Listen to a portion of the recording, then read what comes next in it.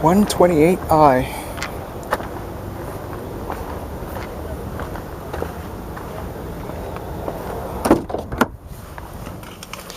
Alrighty YouTube, this is a 2009 BMW 128i with 12,000 miles.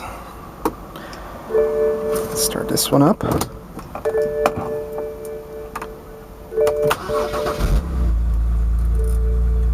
Love the exhaust note of this.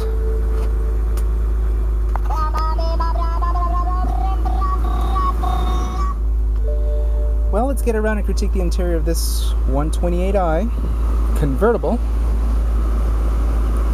Let's lower the fan of this first. This is pretty much the most inexpensive BMW convertible that you can get. Dash, nice and soft to the touch, up above. Though on top of the instrument cluster, surprisingly they made it hard to the touch. Very un-BMW-like. That hard, rough, textured plastic like you would find on a General Motors vehicle. Never liked that. Yet they made it soft right behind here. In the areas where you would never touch it, but up here, I don't know why. But that's still not a deal breaker, as the rest of the interior is quite nice and tightly finished. Here's your hazards, door locks. Here's your radio, in-dash CD, dual zone climate control, seat heaters, and this is to retract the top ashtray. Should have known. At least it was a non-smoker. Yay. This car comes with a 6-speed auto with manual shift mode. I like how BMW still kept the old school shifter and not that nannied electrical shit that they're using now in the 5 Series. The side of the center console is hard to the touch. You can see you have some cup holders. They're rather tiny. You can barely fit a water bottle in there.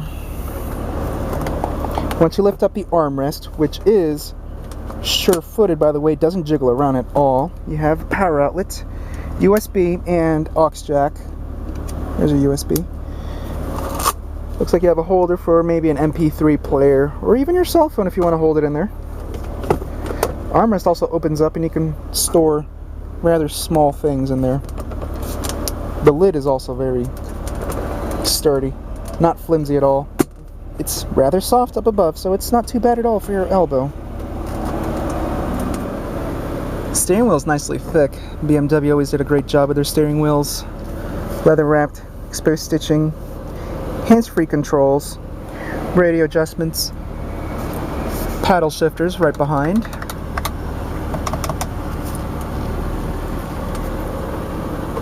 Cruise control, and the steering wheel tilts and telescopes manually. At least they did a traditional approach of making the latch in a convenient place. Not like in the Audi Q5 that I did, where the latch was just yay low, where it would just be so difficult to find. It took me a while to find it actually in the Q5. Door panel is nicely done, soft to the touch, very plush on the sides. Beautiful armrest, very plush. Even the door pocket as well, soft to the touch. Power windows, power mirrors, and like mentioned, the power locks are up here in the center. And this is to lower and raise all 4 windows at once. I like that feature, you don't have to do them individually.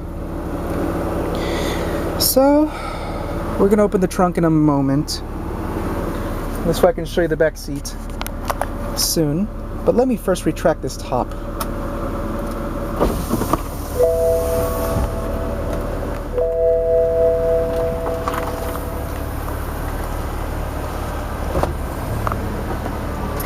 It's a rather patient approach.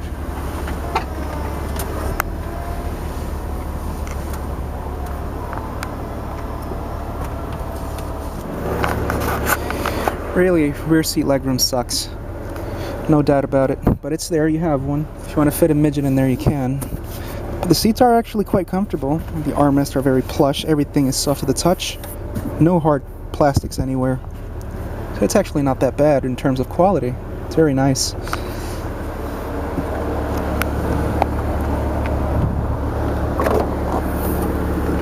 Here's your trunk. You can see trunk space still the same. It's a little bit more than a grocery holder, so it's not too bad.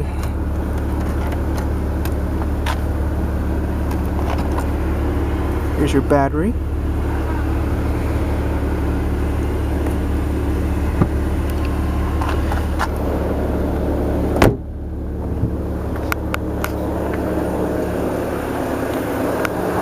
And despite this being a 1 Series BMW, you still get the 6-cylinder engine. The same 3-liter inline 6-cylinder. Since this is a light car, it's actually a decent combination, even though it's not that high in horsepower.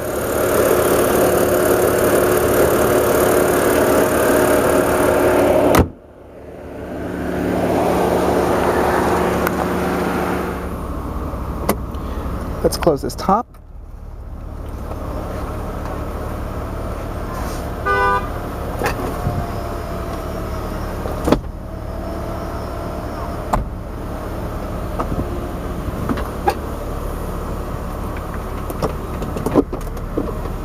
Well, that's it for the top. Let's give this car a good rev.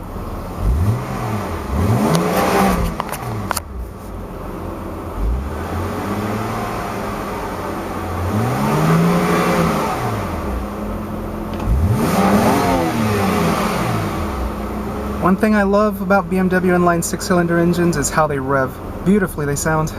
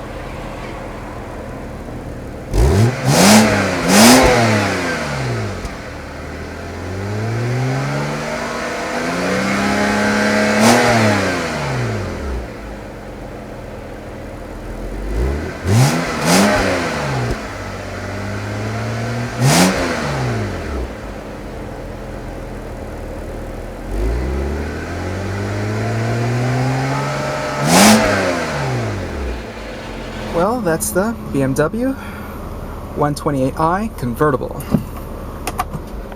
I actually kind of like this car.